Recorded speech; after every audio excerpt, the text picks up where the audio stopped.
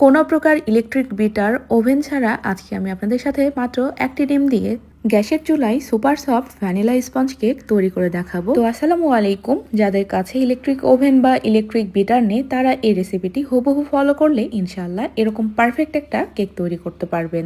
Cake তৈরি করার জন্য এদিকে একটা শুকনো বাটিতে রুমের স্বাভাবিক তাপমাত্রায় থাকা বড় সাইজের একটা ডিম ভেঙে নিয়েছি। এখন আমি এখান থেকে ডিমের কুসুমটা সাবধানে আলাদা করে নিব। ডিমের সাদা অংশ থেকে কুসুম আলাদা করার সময় অবশ্যই লক্ষ্য রাখবেন ডিমের সাদা অংশে যেন এক ফোঁটাও কুসুম না পড়ে। যদি এক ফোঁটা কুসুম পড়ে যায় সেক্ষেত্রে এই ডিমের সাদা অংশটা দিয়ে ভালোভাবে ফোম তৈরি করা যাবে না। এই ধরনের হ্যান্ড উইক্সগুলো কম বেশি সবার বাসাতেই অ্যাভেলেবেল থাকে। তো এই রকম হ্যান্ড উইক্স থাকলেই আপনারা খুব সুন্দরভাবে এই কেকটা তৈরি করে নিতে পারবেন। প্রথমে চিনি বাদে ডিমের এই সাদা অংশটাকে একটু ফেনা ফেনা করে ফেটিয়ে নিচ্ছি। প্রথমে চিনিটা অ্যাড করছি না, প্রথমে একটু ফেনা করে নিচ্ছি। এতে করে দেখা যাবে পরবর্তীতে যখন আমরা চিনিটা দিয়ে ফেটাবো তখন এয়ার বাবলস ক্রিয়েট হওয়ার সম্ভাবনা থাকবে না। তো একটু ফেনা ফেনা হয়ে আসলে এর সঙ্গে আমি চিনি অ্যাড করে দিচ্ছি 1/4 কাপ পরিমাণ। হ্যান্ড উইক্স দিয়ে এই ফোমটা তৈরি করতে গেলে সময়টা একটু বেশি লাগে। তো আপনারা হাত ঘোরাবেন যেভাবে তার উপর নির্ভর করেই সময়টা কম বেশি লাগবে। তবে একটা কথা বলি, এখানে দেখুন যে আমি একটা ডিম নিয়েছি, তার জন্য বাটির সাইজটাও নিয়েছি ছোট, অর্থাৎ ডিপ সাইজের একটা বাটি নিয়েছি। তো অনেকেই দেখা যায় যে অল্প ডিম অনেক বড় একটা বাটিতে ফেটাতে যান, সেক্ষেত্রে দেখা যায় ফোমটা দ্রুত হতে চায় না, পরে পানি ছেড়ে দেয়, মানে বিভিন্ন সমস্যা হয়। তো এরকম ডিপ সাইজের ছোট বাটিগুলো নেবেন, নিয়ে আপনারা ফেটাতে থাকবেন, দেখবেন খুব দ্রুতই হয়ে যাবে, হাতেও অত বেশি প্রেশার ক্রিয়েট হবে না। দেখুন আমি বাটিটা একটু সাইডে কাত করে নিয়ে দেন আমি খুব ভালোভাবে ফেটিয়ে নিচ্ছি। আর এটা সময় সাপেক্ষ, হ্যান্ড উইক্স দিয়েও পারফেক্ট কেক তৈরি করা যায় বা এই ফোমটা তৈরি করা যায়, কিন্তু হাত ব্যথা হয়ে যায়, এটা সত্যি কথা। তো ধৈর্য নিয়ে একটু সময় নিয়ে ফাটাতে হবে। তো আমি মানে অনবরত এইভাবেই ফেটিয়ে নিচ্ছিলাম, মাঝে মাঝে একটু রেস্ট নিচ্ছিলাম কারণ হাত ব্যথা হয়ে যায়। আবার মাঝে মাঝে আমি হাতের তালুতে ওই যে হ্যান্ড উইক্সের যে হ্যান্ডেলটা থাকে ওইটা নিয়ে মাথা যেভাবে আমরা ঘাঁটি ঠিক সেভাবেও কিন্তু আমি ঘেটে ঘেটে ফেটিয়ে নিচ্ছিলাম। তো মোট কথা হচ্ছে আপনাদের যেভাবে সুবিধা হয় এটা ফেটিয়ে নিতে ঠিক সেভাবেই আপনারা ফেটিয়ে নেবেন, কিন্তু সময়টা বেশি লাগবে।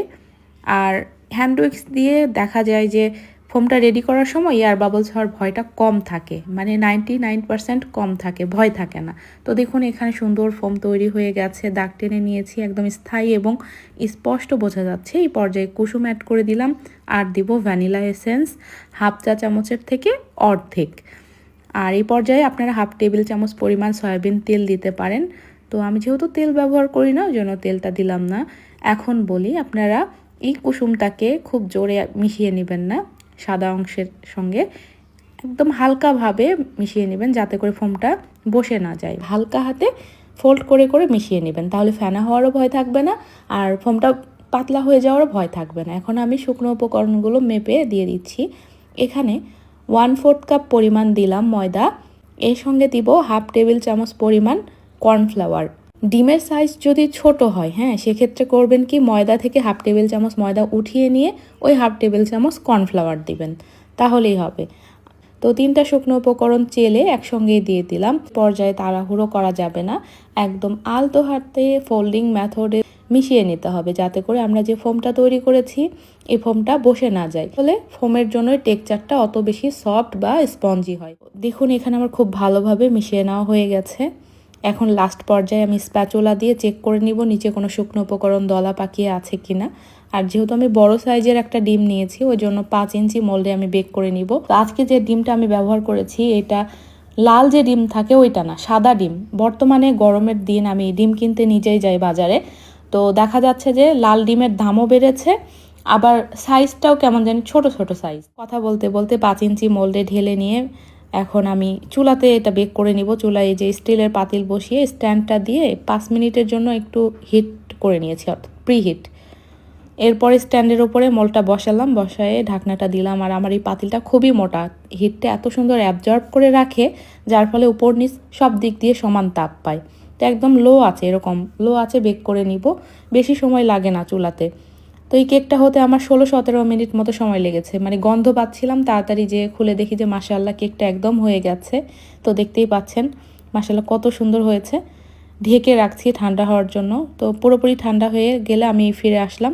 তো দেখুন মাশাআল্লাহ ঠান্ডা হওয়ার পরও কেকটা একদম যেরকম ছিল প্রথমে ঠিক সেরকমই আছে, একটুও চুপসে যায়নি। এখন আমি ডেমোল্ড করে নিচ্ছি।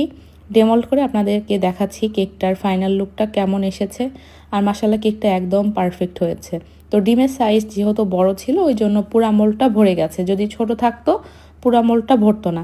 আমার কেক যে সবসময় পুরা মোল্ড ভরে যায় এমন না, ওই যে বললাম ডিমের সাইজ যদি বড় থাকে সেক্ষেত্রে দেখা যায় পুরা মোল্ড ভরে যায়। কেকটাকে কেটে নিলাম, দেখুন মাশাআল্লাহ ভেতর থেকেও পারফেক্ট হয়েছে। তো আশা করছি ভিডিওটি আপনাদের কাছে ভালো লেগেছে, আপনারাও বাসায় ট্রাই করবেন। আজকের মতো ভিডিওটি এখানেই শেষ করছি। সবাই অনেক বেশি ভালো থাকবেন, সুস্থ থাকবেন। আল্লাহ হাফেজ।